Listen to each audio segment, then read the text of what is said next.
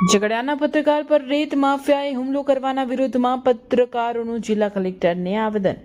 હુમલાખોર ઈસમ અન્ય ગુનાઓમાં પણ સંડોવાયેલ હોય પાસા એક્ટ હેઠળ કાર્યવાહી કરવા માંગ કરવામાં આવી। ભરૂચ જિલ્લાના ઝઘડાના પત્રકાર જયશીલભાઈ પટેલ પર ગોવાલી ગામના અને રાણીપુરા ગામના નજીક નર્મદા નદીમાં નાવડી અને મશીનના ઉપયોગથી રેતી કાઢવાની પ્રવૃત્તિ કરતા દેવાંગ પાટણવાડિયા નામના ઈસમે હુમલો કરતા તે બાબતે ઝઘડા પોલીસ મથકમાં ફરિયાદ નોંધાવવામાં આવી હતી। દરમિયાન પત્રકારો દ્વારા ભરૂચ જિલ્લા કલેક્ટર અને જિલ્લા પોલીસ વડાને આવેદન આપીને પત્રકાર પર હુમલો કરનાર રેતી માફિયા દેવાંગ ઉર્ફે લાલુ ઈશ્વરભાઈ પાટણવાડિયા પર કડક કાર્યવાહી કરવામાં આવે તેવી માંગ કરી હતી। વધુમાં જણાવાયું હતું કે સદર ઈસમ દેવાંગ પાટણવાડિયા પર અગાઉ પણ ભૂસ્તર વિભાગ દ્વારા કાર્યવાહી કરવામાં આવી હતી તેમજ મહિલા પર દુષ્કર્મના ગુનામાં સજા પણ થઈ હતી। આવેદનપત્ર આપવામાં ઝઘડિયાના પત્રકારો સાથે ભરૂચ જિલ્લાના અન્ય પત્રકારો પણ જોડાયા હતા અને પત્રકાર પરના હુમલાનો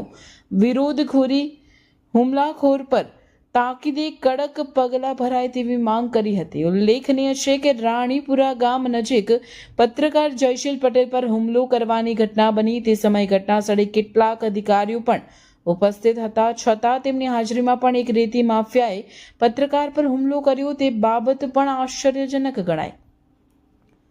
પત્રકાર પર હુમલો કરનાર ઈસમ અગાઉ પણ કેટલાક ગુનાઓમાં સંડોવાયેલ હોય આ વાત તેની ગુનાહિત માનસિકતા છતી કરે છે છતાં સ્થાનિક પોલીસ દ્વારા આ લખાઈ છે ત્યાં સુધી આરોપીની ધરપકડ નથી થઈ શકી તે બાબતે પણ સવાલો ઊભા થયા છે।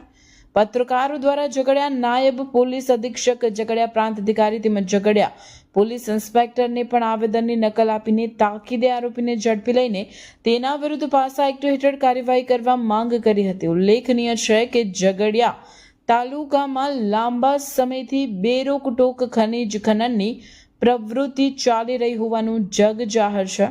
તાલુકામાંથી વહેતી નર્મદા નદીના વિશાળ પટમાં લાંબા સમયથી મોટા પાયે રેતી ઉલેચવાનું ચાલી રહ્યું છે। નદીમાં નાવડી મૂકીને મશીન અને પાઇપ દ્વારા રેતી કાઢવું ગેરકાયદેસર હોવા છતાં તાલુકામાં નર્મદા કાંઠા વિસ્તારના ગામોએ આ ગેરકાયદેસર પ્રવૃત્તિ બેરોકટોક ચાલી રહી છે। તાલુકામાં ગેરકાયદેસર રેતી ખનન કરતા રેતી માફિયા બેફામ બની રહ્યા હોવાનું સામે આવ્યું છે ત્યારે ઝઘડા તાલુકાના પત્રકાર દ્વારા રેત માફિયા વિરુદ્ધ જિલ્લા કલેક્ટરને ફરિયાદ કરવામાં આવતા રેત માફિયા દ્વારા પત્રકાર પર હુમલો કરવામાં આવ્યો હતો। આ ઘટનાને ભરૂચ જિલ્લાના પત્રકારોએ વખોડી કાઢી હતી। જી, મારું નામ જયશીલ પટેલ છે। રાણીપુરા ઝઘડિયાનો વતની છું। છેલ્લા 18 વર્ષથી હું પત્રકારત્વ ક્ષેત્રે મારી ફરજ બજાવું છું।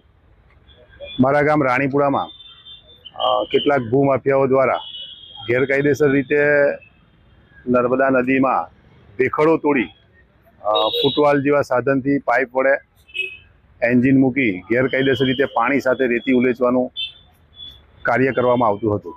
ગત વર્ષ પણ આ કાર્ય કરવામાં આવેલું। અમોએ ભૂસ્તર વિભાગને અને જવાબદાર તંત્રને જાણકારી આપી છાપામારી થઈ હતી। તે દરમિયાન પણ એમનો બધો માલ જપ્ત થયો હતો।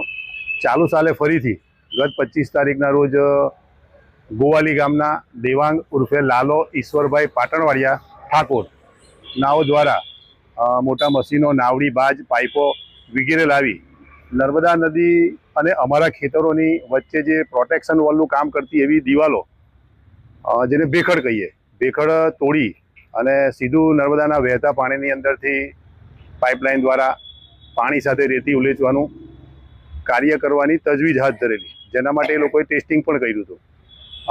આ વાત મારા અને અમારા ગામના ખેડૂતોના ધ્યાને આવતા અમોએ 28 તારીખે જિલ્લા કલેક્ટર શ્રી ડીએસપી કચેરી ભૂસ્તર વિભાગ અને ઝઘડિયા પીઆઈને આ બાબતે જાણ કરી હતી।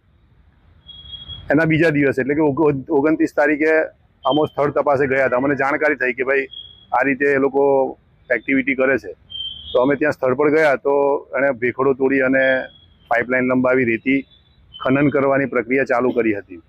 અમે તે સમયે ફોટોગ્રાફી કરી અને જવાબદાર ભૂસ્તર અધિકારી ઝઘડિયાના પીઆઈ અને પ્રાંત અધિકારીને કોલ કર્યો હતો પરંતુ તેઓએ રિસ્પોન્સ ન આપ્યો હતો। ત્યારબાદ અમે કમિશનર ગાંધીનગરને જાણ કરી હતી અને થોડા સમયની અંદર ઝઘડિયા મામલતદારના સર્કલ તથા તેમનો સ્ટાફ આવ્યો હતો। તે દરમિયાન અધિકારીઓ અને 112ના પોલીસ કર્મચારીઓની હાજરીમાં જે ગેરકાયદેસર રીતે રેતી ખનન કરતો દિવાંગ ઉર્ફે લાલો ઈશ્વરભાઈ પાટણવાડિયા ઠાકોર નાઓએ અધિકારીઓ સાથે આવીને તેની વાતચીત શરૂ કરી હતી કે આ મારું છે આમ તેમ. એની વાત પૂરી થયા બાદ મેં મારી વાત અધિકારીઓને કરી હતી કે આણે જે ગેરકાયદેસર રીતે રેતી ખનન કરવાની પ્રવૃત્તિ કરી છે નર્મદાના નદીના ચાલુ પ્રવાહમાંથી પાઇપલાઇન નાખીને, તો એની પાસે તમે પાસ પરમિટ માગો અને જે વાહનો એ લાવીને અહીંયા મૂક્યા છે તેના ડોક્યુમેન્ટ માગો. તો એ એકદમ ઉશ્કેરાઈ જઈ અને મારી પર હુમલો કર્યો હતો. હુમલાની અંદર એણે મારું ગળું દબાવી દીધું હતું અને પાછળ ભેખડ સાથે દબાવીને 45 થી 60 સેકન્ડ સુધી એણે મારું ગળું દબાવી રાખ્યું હતું. મારી સાથેના જે અન્ય ખેડૂતો હતા 2-3 એમને ખૂબ છોડાવવાનો પ્રયત્ન કર્યો, છતાં પણ એ ન છોડાવી શક્યા. આખરે છેલ્લે વધુ લોકોએ આવીને મને મારમાંથી બચાવ્યો હતો. તો મારું કહેવાનું એવું છે કે જો આ અધિકારીઓ ત્યાં હતા ને આટલી ક્રૂરતાપૂર્વક એણે મને જીવ લેવાનો પ્રયત્ન કર્યો તો આવા સામે કાર્યવાહી થઈ જોઈએ. તે બાદ મેં ઝઘડિયા પોલીસ સ્ટેશનમાં એની વિરુદ્ધમાં ફરિયાદ પણ નોંધાવી હતી અને ભૂસ્તર વિભાગે એનો 55 લાખ જેટલો મુદ્દા માલ પણ જપ્ત કર્યો હતો. અમે જિલ્લા સમાહર્તા એવા કલેક્ટરશ્રી પાસે આજે આવેદનપત્ર એટલા માટે આપવામાં આવ્યા છે કે દિવાંગ ઉર્ફે લાલો પાટણવાડિયા નાઓનો ઇતિહાસ ક્રિમિનલ છે. અગાઉ પણ એની પર મહિલા સાથે દુષ્કર્મના કેસમાં એને સજા થઈ છે. ખાણ ખનીજ વિભાગ દ્વારા 3 થી 4 એની પર ફરિયાદ થઈ છે અને મારી પર જે હુમલો કર્યો એમાં જૂની 307ની કલમ એટલે કે હત્યાના પ્રયાસની કલમનો ઉમેરો થાય અને તેની પાસા હેઠળ ધરપકડ થાય એવી અમારી માંગણી છે.